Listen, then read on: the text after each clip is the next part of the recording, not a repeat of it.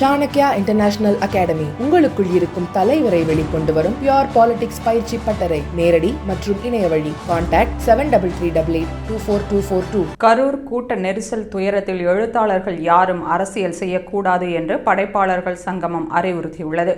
கரூரில் கடந்த மாதம் 27ஆம் தேதி விஜய் பங்கேற்ற தாவேகா கூட்டம் நடந்தது. 10,000 பேர் பங்கேற்பார்கள் என எதிர்பார்க்கப்பட்ட நிலையில் 27,000 பேர் பங்கேற்றதால் கடும் கூட்ட நெரிசல் ஏற்பட்டது. 41 பேர் பரிதாபமாக பலியாகினர். 50க்கும் மேற்பட்டோர் படுகாயம் அடைந்தனர். இன்னமும் சிலர் மருத்துவமனைகளில் சிகிச்சை பெற்று வருகின்றனர். மத்திய அரசு, தமிழக அரசு மற்றும் விஜய் தரப்பில் நிவாரணங்கள் அறிவிக்கப்பட்டுள்ளன. நாட்டையே உலுக்கிய இந்த கொடூர கூட்ட நெரிசல் சம்பவம் அதிர்வலைகளை மட்டுமன்றி அரசியல் புயலையும் கிளப்பியுள்ளது.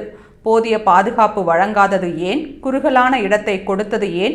மின் இணைப்பை துண்டித்தது ஏன்? விஜய் தாமதமாக வந்தது ஏன் என அரசுக்கும் விஜய்க்கும் கேள்விகள் எழுப்பப்பட்டு வருகின்றன. இந்த கொடுந்துயரம் சட்டமன்ற தேர்தல் வரவிருக்கும் இந்த நேரத்தில் கடுமையான அரசியல் மயமாக்கப்பட்டுள்ளது. இதில் எழுத்தாளர்கள் யாரும் அரசியல் செய்யக்கூடாது என படைப்பாளர்கள் சங்கமம் கூட்டறிக்கை வெளியிட்டுள்ளது.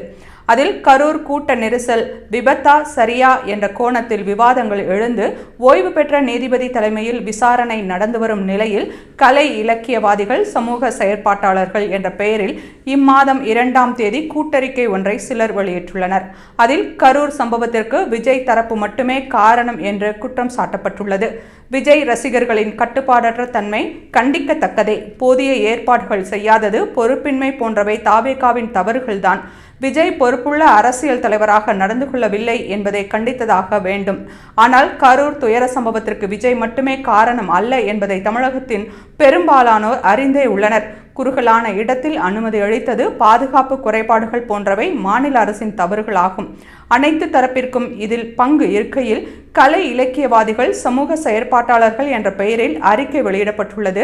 மாநில அரசின் தவறுகள் வெளியிடப்பட்டுவிடக் கூடாது என்பதையே நோக்கமாக கொண்டுள்ளது. அதில் கையெழுத்திட்டுள்ள அனைவருமே திமுக, கம்யூனிஸ்ட் ஆதரவு நிலைப்பாடுகளை கொண்டவர்கள். திமுக ஆதரவு எழுத்தாளர்கள் என்ற பெயரில் அறிக்கை வெளியிட்டிருந்தால் எந்த பிரச்சனையும் இல்லை. ஆனால் தாங்கள் தான் மொத்த தமிழக எழுத்தாளர்களின் பிரதிநிதிகள் என்ற தோற்றத்தை இவர்கள் உருவாக்குவதை ஏற்க முடியாது. இது கலை மற்றும் எழுத்து உலகில் உள்ள சிலரின் தாதா மனநிலை. இந்த கூட்டறிக்கையில் கையெழுத்திட்டவர்களில் பெரும்பாலானோர் பாகிஸ்தானுக்கு எதிராக இந்தியா மேற்கொண்ட ஆபரேஷன் சிந்தூர் நடவடிக்கையின் போது இந்தியாவுக்கு எதிராக அறிக்கை வெளியிட்டவர்கள். எனவே இந்த கூட்டறிக்கையை நிராகரிக்கிறோம் என படைப்பாளர்கள் சங்கமம் தெரிவித்துள்ளது.